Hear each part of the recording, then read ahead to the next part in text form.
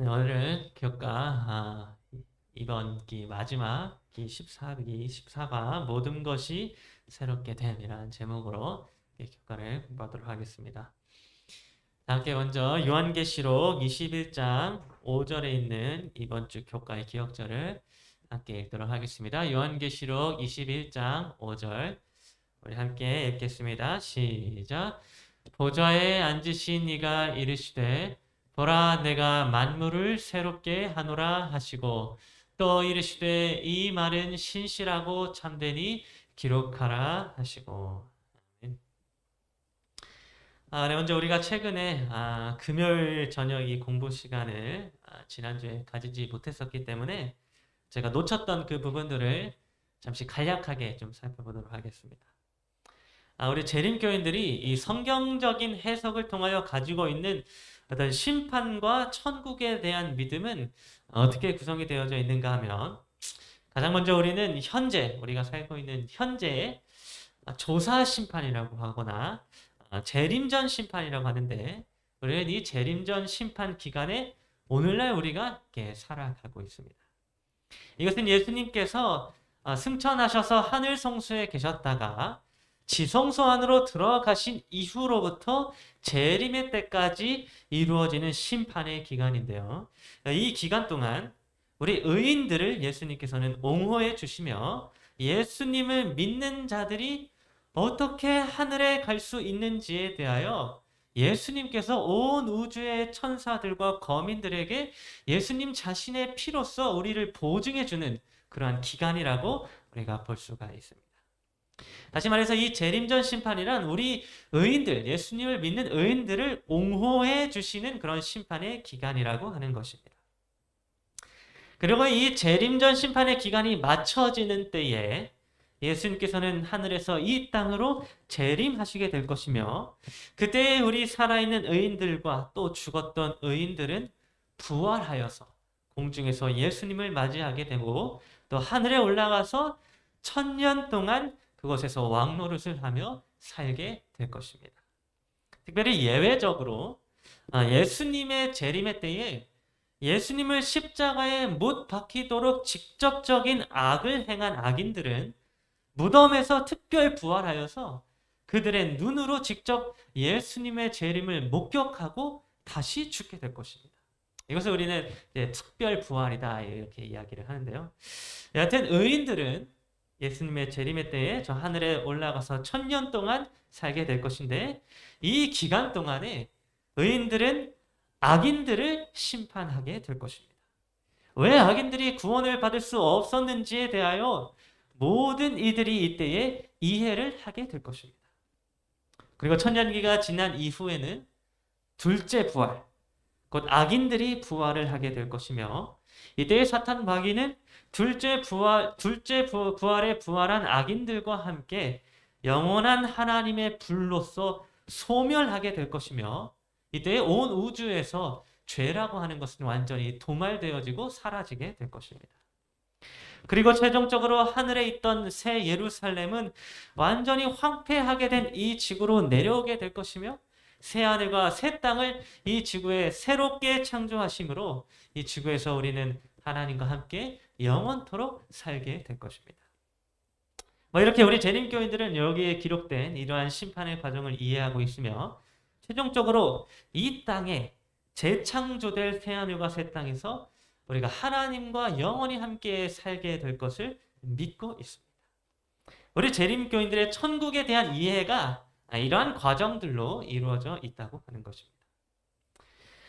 여러분, 사실 우리 모든 재림교회뿐만이 아니라 세상에 있는 모든 종교인들의 가장 큰 소망 가운데 하나는 이 천국 혹은 낙원에 대한 그런 소망입니다.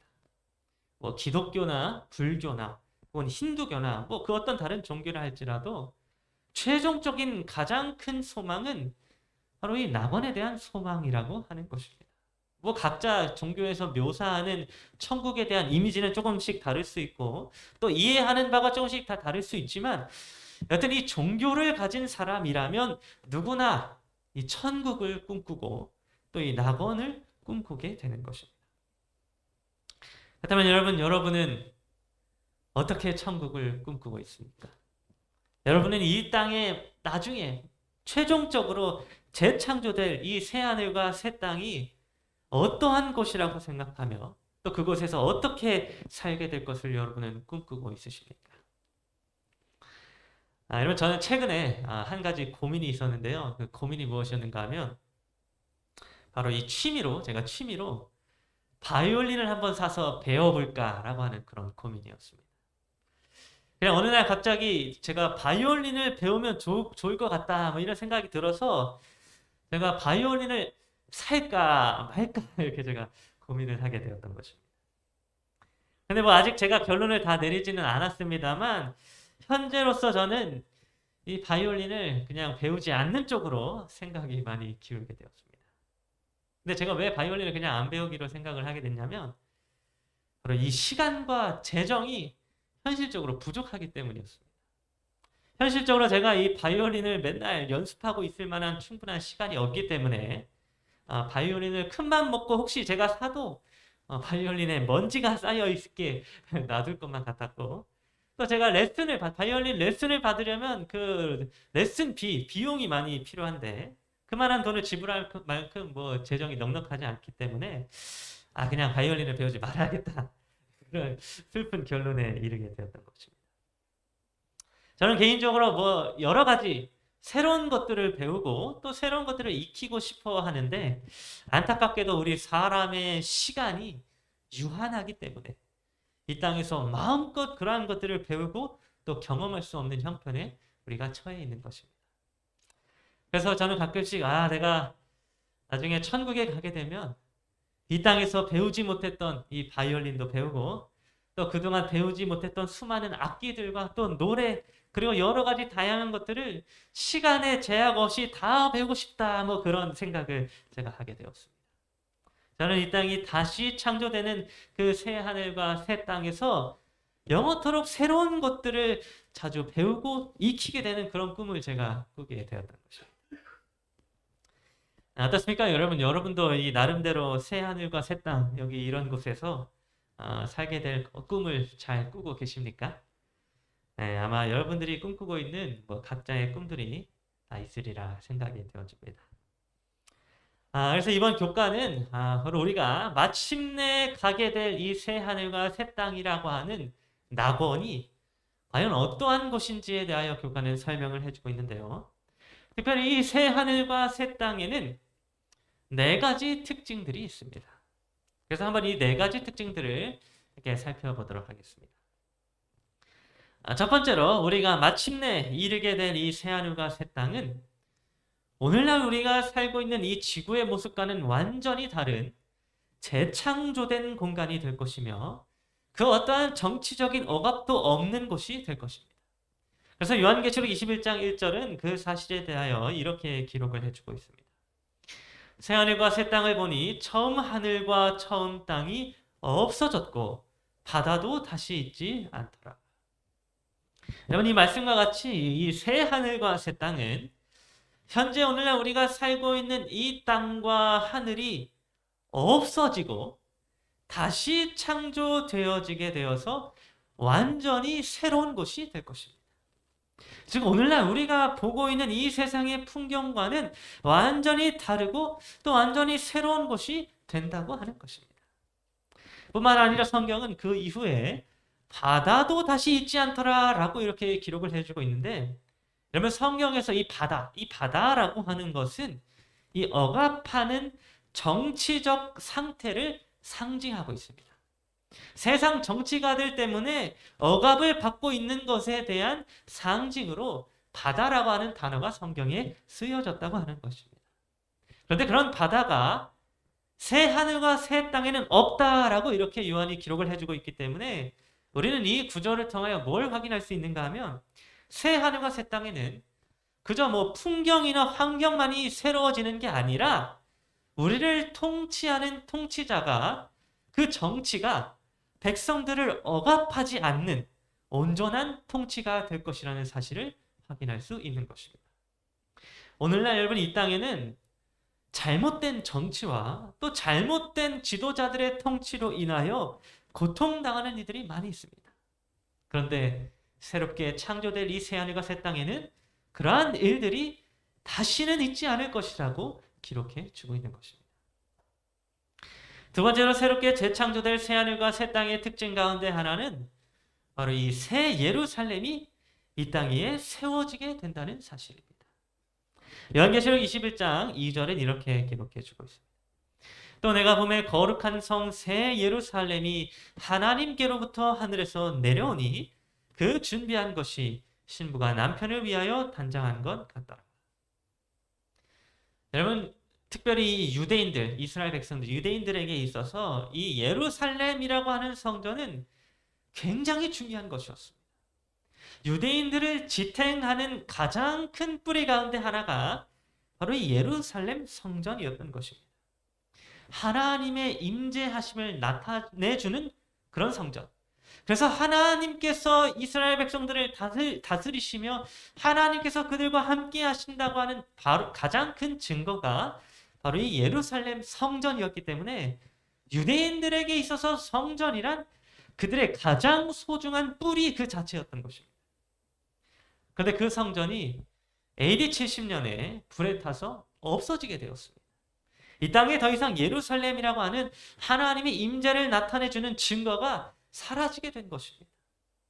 그런데 그 예루살렘이 하나님의 임재를 나타내주며 하나님이 우리와 함께 계신다는 사실을 증거해주는 그 새 예루살렘이 마침내 새 하늘과 새 땅 위에 세워지게 된다는 것입니다. 그것도 우리 사람의 손으로 지은 성전이 아니라 하나님께로부터 지어진 하늘에 있는 새 예루살렘이 이 땅에 내려오게 된다고 기록을 해주고 있는 것입니다. 그래서 여러분 요한계시록 21장을 여러분이 자세히 살펴보게 되면 이 새 예루살렘에 대한 묘사가 자세히 기록되어져 있는 것을 볼 수 있는데요.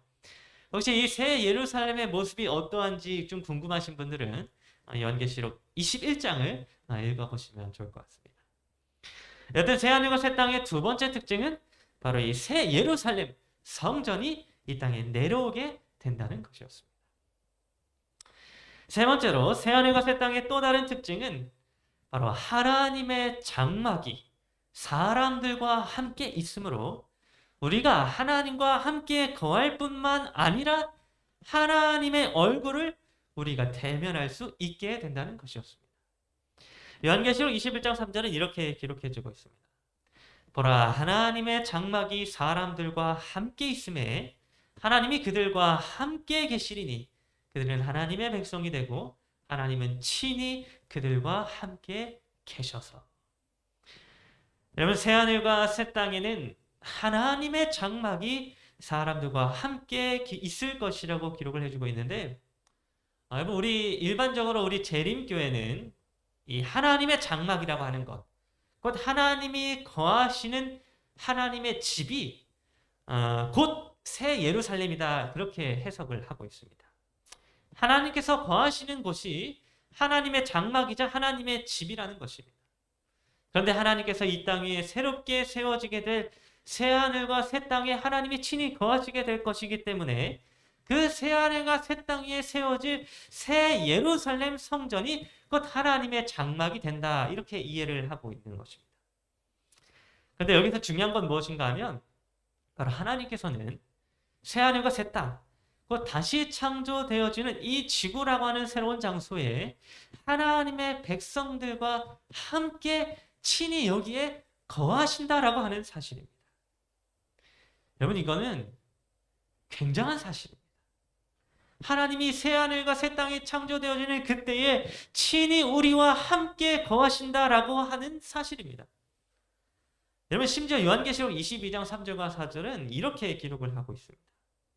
그의 종들이 그를 섬기며 그의 얼굴을 볼 터이요. 여러분, 하나님이 새 하늘과 새 땅에서 우리와 함께 거하신다라고 하는 이 사실은 이제 우리가 하나님의 얼굴을 대면하여 보게 된다라고 하는 것을 의미해 주고 있습니다.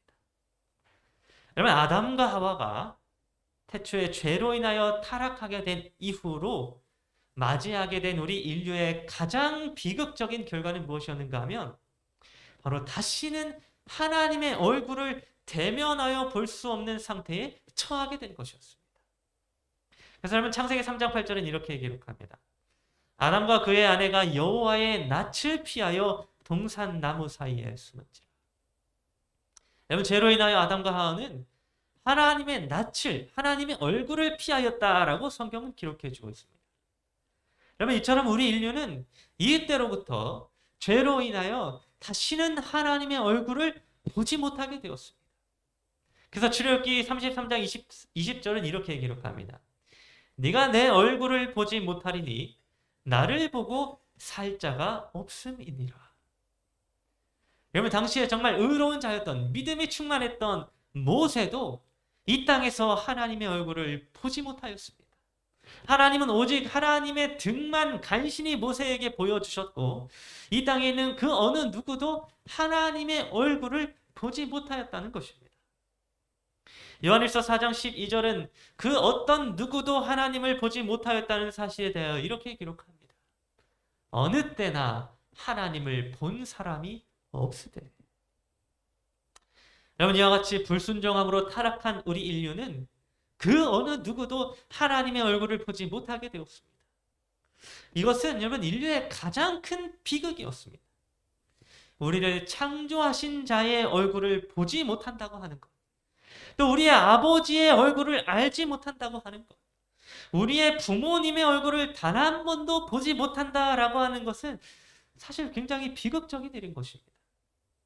그런데 놀랍게도 요한계시록 22장 4절에서 새 하늘과 새 땅에 거주하게 되는 자들은 이제 그의 얼굴을 볼 터요라고 예언을 해주고 있었습니다. 이제 새롭게 창조될 새 하늘과 새 땅, 그리하여 하나님이 거하시게 되는 그 장소에 거하는 자들은 하나님의 얼굴을 마주대하여 보게 되는 그런 놀라운 특권을 누릴 수 있게 된다는 것입니다. 그래서 여러분 각 시대 대능투 677페이지는 이렇게 기록해 주고 있습니다. 우리는 그분 앞에 서서 그분의 얼굴의 영광을 직접 바라볼 것이다. 거기서 구속받은 사람들은 주님께서 그들을 아심같이 알게 될 것이다. 오늘 저 여러분 모두가 이 하나님의 얼굴을 대면하여 보게 될 그 날을 우리가 소망하며 살아가게 되는 자들이 되기를 간절히 바랍니다. 우리가 지금은 하나님의 얼굴을 대면하여 볼 수 없지만 새 하늘과 새 땅이 이 땅에 재창조되어지는 그날에는 우리가 하나님의 얼굴을 보게 될 것입니다. 우리를 창조하신 분의 얼굴, 우리의 아버지의 얼굴을 우리는 비로소 볼 수 있게 되는 것입니다. 마지막 네 번째로 새 하늘과 새 땅이 가진 특징은 바로 사망과 슬픔과 아픔이 없다고 하는 것이었습니다. 요한계시록 21장 4절은 그 사실에 대하여 이렇게 기록을 해주고 있습니다. 다시는 사망이 없고 애통하는 것이나 곡하는 것이나 아픈 것이 다시 있지 아니하리니 처음 것들이 다 지나갔으리라. 여러분 우리가 이 땅에 다시 세워지게 되는 낙원, 새 하늘과 새 땅에 이르게 되면 그때 우리는 사망하지 않게 될 것입니다. 뿐만 아니라 애통하고 곡하고 슬퍼하는 자들이 있지 않게 될 것이며 다치고 상처나고 병드는 그러한 아픔들이 있지 않게 될 것입니다.